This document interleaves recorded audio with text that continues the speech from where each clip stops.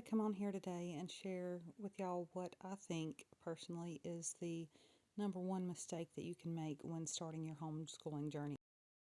And that mistake, that's recreating public school at home.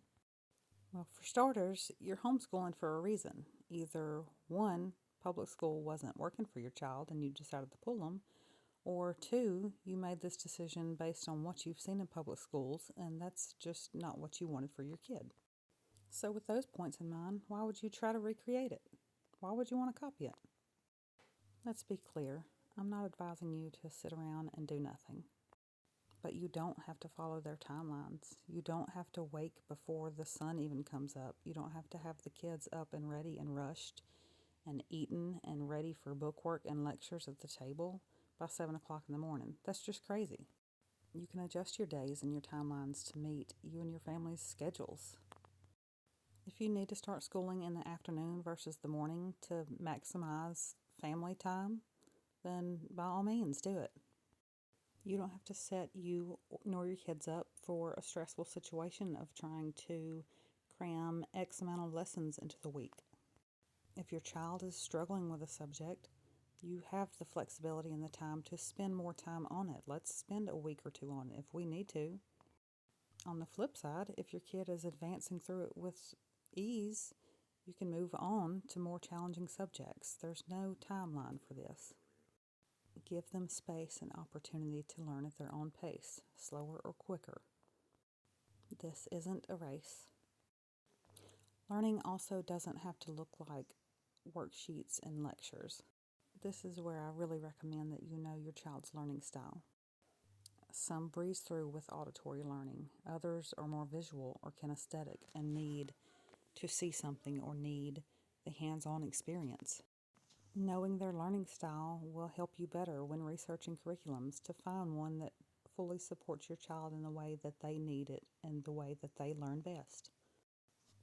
Don't be afraid also to go down rabbit holes and dive off in side quests. When your child has expressed an interest in something, let them lead. Let them dig deep into it, as deep as they want to go. We don't have to learn all of the body systems and their functions today if we have actively expressed an interest in geology and geodes and rock formations. The body systems can wait. Let's use this interest to our advantage. When you allow them time to research the things that really interest them the most, you're going to get a more enthusiastic learner, a more involved learner.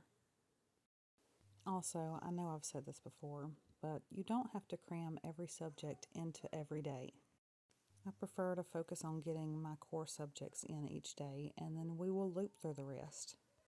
I like them to have their math, their reading and spelling, practiced every day so that we can become better. Others, like science and history or electives, they don't have to be done every day. Don't do that to yourself. If you feel like you don't have enough time in the day, don't squeeze them into the day. Finish your core subjects, and then if you have time, go into one of your loop subjects. If you didn't finish that lesson today, pick up where you left off tomorrow. If you did, pick up another loop subject to start tomorrow. Loop through them. Understanding and fully using this loop system has really been a game changer for me and my kids in our homeschool. Especially when you've got different age students to teach. It's so hard to be able to cram all of the subjects for all of the ages and levels into each and every day. And then you start to feel like a failure and question yourself when you don't get everything done every day, and this leads to burnout, and it's not good for anyone when you burn out. Consistency is the key here. And finally, don't forget about life skills. They're just as important, if not more important, than some of the subjects.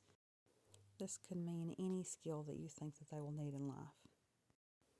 Cooking, budgeting and personal finance, taxes, automotive repair, home maintenance and minor home repairs, and many more. There are plenty of life skills that would benefit them that aren't taught in public school, and you have the chance to teach that to them now. And for the record, before I end this video, This is not a dig at the public school system. I know that they can only do what they can do. You only have one teacher for so many kids and certain things that they are supposed to do and are not allowed to do per laws and regulations. I get that. But teachers are bound, and I'm not digging on them. But I chose homeschool because I wanted to do things differently and to expose them to different things and teach them different things.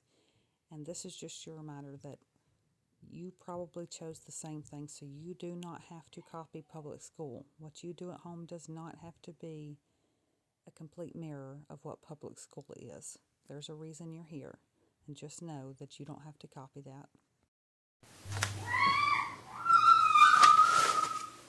Thanks for spending a few minutes here with me. I'll see you in the next one.